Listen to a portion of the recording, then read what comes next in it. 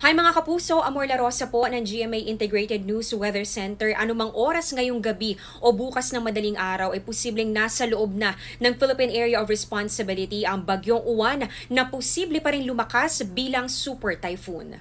Sa latest bulletin ng Pag-asa, huling namataan ang sentro ng Severe Tropical Storm Uwan sa layong 1,175 kilometers sa silangan ng Eastern Visayas. Taglay po ang lakas ng hangin nga abot sa 110 kilometers per hour, yung bugso naman nasa 135 kilometers per hour na. At yung pagkilos po niyan sa ngayon ay pakanluran sa bilis na 25 kilometers per hour. Posible pa pong lumakas itong bagyong Uwan. Maaari po yang maging typhoon at maging super typhoon pa sa mga susunod na araw bago po ang landfall nito dyan sa may Isabela or Aurora area sa linggo ng gabi o Lunes ng madaling araw. After po ng landfall nito ay tatawirin nito ang Northern Luzon hanggang sa mapunta na dito sa West Philippine Sea maaaring Lunes ng umaga o hapon.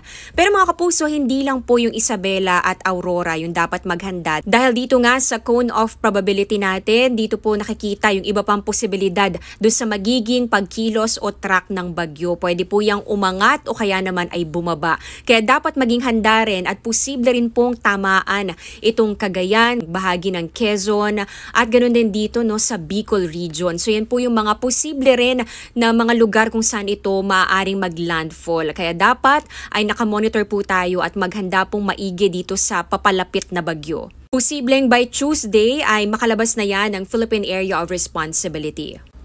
As of 5 p.m. na bulletin ng Pag-asa, ito po yung mga lugar na isinailalim na sa signal number 1. Pero pwede pa po yung madagdagan at yung mga wind signal ay pwede pa pong umabot hanggang sa signal number 5. Silipin naman natin ang rainfall forecast ng Metro Weather. Makikita po ninyo unti-unti na po mararanasan yung mga pag-ulan dito yan sa summer provinces at Bicol region bukas po ng hapon at sa gabi. Ngayon, yung pagsapit po ng linggo, ito po yung pinaka-crucial kasi dito na po natin mararanasan yung matitinding buhos ng ulan at malalakas na hangin na dala po nitong bagyong Uwan. Ito po, no, buong Luzon po ang makakaranas ng malalakas na buhos ng ulan mula po dito sa May Batanes, Babuyan Islands, Cagayan Valley, pati na rin dito sa Cordillera, Ilocos Region, Central Luzon, Calabarzon, Mimaropa at Bicol Region.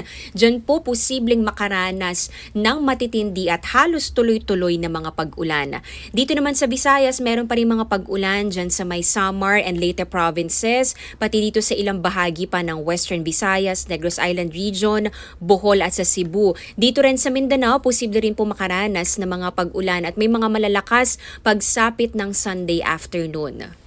Para naman sa Metro Manila, bukas ay wala pa naman tayong mararanasang epekto ng bagyong Uwan at kung may mga pag-ulan man, ayan po ay dahil sa localized thunderstorms.